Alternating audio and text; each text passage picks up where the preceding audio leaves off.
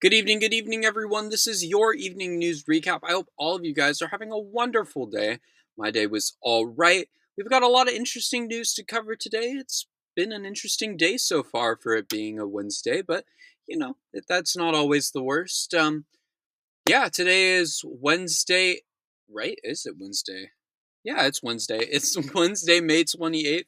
Hope all you guys are doing well. May is almost over. Gonna be June soon, but hey, we're moving it by. It's been a little over 4.5 months, I think, now into the Trump administration, and every day's been something new, unfortunately. But we're all making it through, I hope. But yeah, with that being said, let's get started. Moving into the Trump administration segment, per usual, the first topic we have today is Elon Musk has blasted Trump's budget. Elon Musk has come out criticizing Trump's budget in a bill in a new interview with CBS.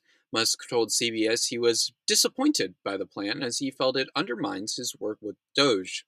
Musk says, "I was disappointed to see this massive spending bill, frankly." He went on, excuse me, he went on to say Trump's plan would increase the budget deficit, not just decrease it.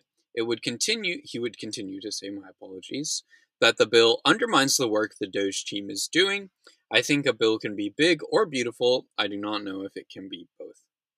This is a big statement from Musk. This could likely be a PR push, but he's right. This bill will increase the deficit and so many cuts to many programs that strongly help the American people. It's a bad bill, and it will harm the lives of essentially millions if not stopped. Call your senators, let them know this is not a bill that we want passed. This is going to negatively impact so many people's lives. Moving on, Trump is considering pardoning people who tried to kidnap the governor of Michigan. Trump announced on Wednesday that he is considering pardoning the men convicted of conspiring, that is not a word, conspiring to kidnap Gretchen Whitmer, the governor of Michigan. Trump told reporters he had watched the trial and said, "I will take a look at it. It's been brought to my attention." He said the trial looks to be a railroad job. And the men were drinking. I think they said some stupid things. The governor's kidnapping, or the four men were convicted of plotting the governor's kidnapping, and their sentences range from 30 months to 2 years. Two others were also acquitted on federal charges. I suggest we all watch Trump's pockets over the next few days because I think a few million might just show up. The corruption between this administration and the rich in this country is insane, along with other countries, but that's been a while for around for a long time. Trump claims that criminals are all over the country, yet he's the one putting them on the streets by all these pardons. I mean, it is bizarre that he got voted for 3 times. I truly don't understand it. I mean, he has been one of the worst presidents we have ever had in American history. Like, terrible, terrible. There are definitely a few, maybe one or two up there with him, but he is by far at the top. That is the opposite of what a United States president should be. That is for sure. Moving on, we have something a little interesting as a new term is coming out on Wall Street. Taco. Trump always chickens out. Wall Street has begun using a new term when Trump enacts tariffs. Taco, short for Trump always chickens out, essentially saying, don't worry because he'll back down eventually. Trump was asked about the term by a reporter on Wednesday, and she received a strong reaction when Trump said, I chicken out? Oh, I've never heard that. You mean because I reduced China from 145% and that one set down to 100 and then another number? And I said, you have to open up your whole country. And because I gave the European Union a 50% tax tariff, and they called up and they said, please, let's meet right now. Please, let's meet right now. And I said, okay, I'll give you till June 9th. You call that chickening out? 6 months ago, this country was stone cold dead. We had a dead country. We had a country people didn't think it was going to survive. And you ask a nasty question like that. It's called negotiation. This term is perfect. I love it. Absolutely love it. I've said this since the start. He just backs down. If he's going to do it, he should commit. These tariffs help nobody, and for lack of a better term, he needs to fuck around and find out. Um, because it doesn't help anyone. It negatively impacts the American people. It negatively impacts businessmen. It negatively impacts the other country. It negatively impacts global trade. It causes so many problems, and Trump is at the center of them, yet he thinks everything is perfectly fine. He's stupid. Truly. He does not know. He does not understand, and he should not be in office because he's incompetent. He is not the person who should be the president of the United States. Truly. Moving on to the ICE segment today, we have a very unfortunate topic as a 4-year-old girl is facing death and deportation. A young girl is at risk of losing access to life saving treatment that she's been receiving in Los Angeles after her family's immigration status was revoked. If they deport us and take away my daughter's access to her specialized care, she will die, said Desi Vargas. The girl was born with a defect in her small intestines known as short bowel syndrome, which does not allow her to absorb nutrients from food. Instead, she receives those nutrients from total parental nutrition, or TPN. To prevent malnutrition, she receives her TPN for 14 hours each night, and during the day, she wears a portable version in a backpack. This is a horrid story, and unfortunately, one of many. I wish this girl and her family luck. The fact that they have to go through this is absolutely sickening. Nobody ever should have to. I hope this girl is able to continue to get on her treatment and stay on her treatment, and I hope Trump and ICE both stay out because they have enough blood on their hands, and they truly do not need this little girl as well. Good luck to her family, and good luck to her. Moving on, ICE has been told to supercharge arrests. Top Trump officials Stephen Miller and Kristi Noem have demanded that immigration agents arrest 3,000 people a day. This is triple the number of the current daily arrests. ICE has currently 49,000 people in custody. I believe that's supposed to be 40, and I think I made a typo, actually.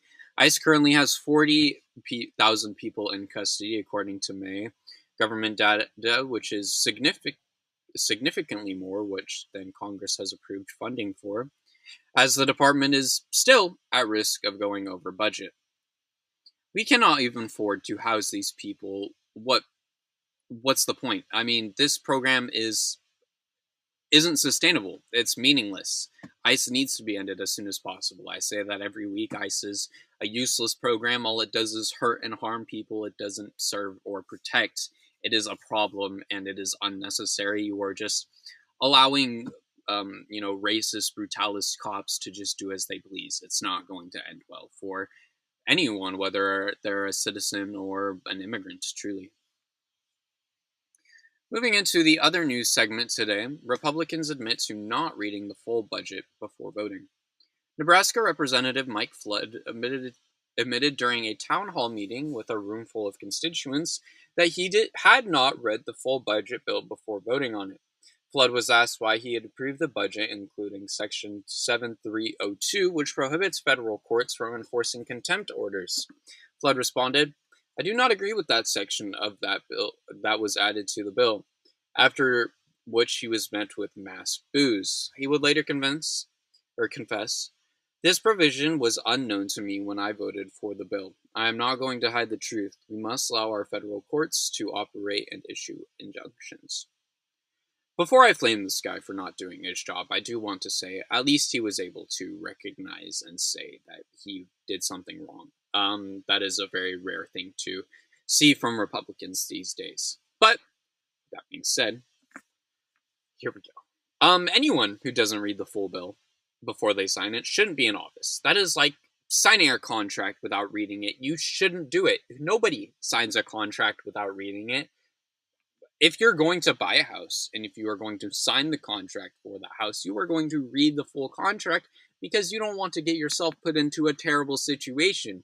It's the same thing with these bills. If you are going to vote for a bill, you should read the full bill because you don't want to be put into a terrible situation, which has been, which Representative Mike Flood has been put into here. Like I said, I'm glad that a Republican has been able to recognize that he is wrong. That is a rare thing we see these days. But at the end of the day, you should have read the bill. If you didn't read the bill, what are you doing? Why aren't you doing your job?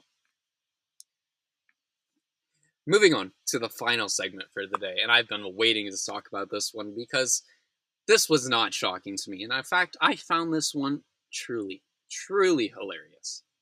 Nancy Mace has burner accounts to boost her public image. According to former staff of Nancy Mace, the South Carolina congresswoman, she often told her staff she was an expert in code. I would say at least a weekly comment, if not daily, said one of several former staffers speaking to Wired.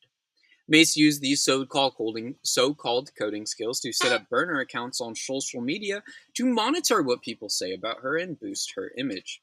They also claim she requested staffers make a burner account to defend her. We had to make multiple accounts to defend her, and go on and reply to comments saying things that weren't true.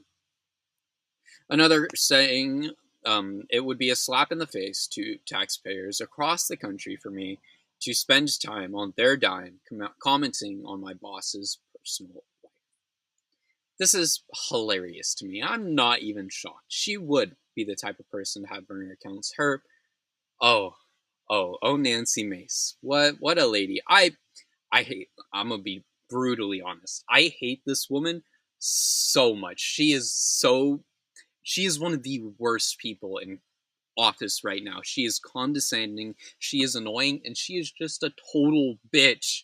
Truly. And I know that's like a little rash to say, but truly, she is a bitch. If you haven't seen the clips of her speaking to people or, the topic she comments on, please look into it. You will hate this lady as much as I do.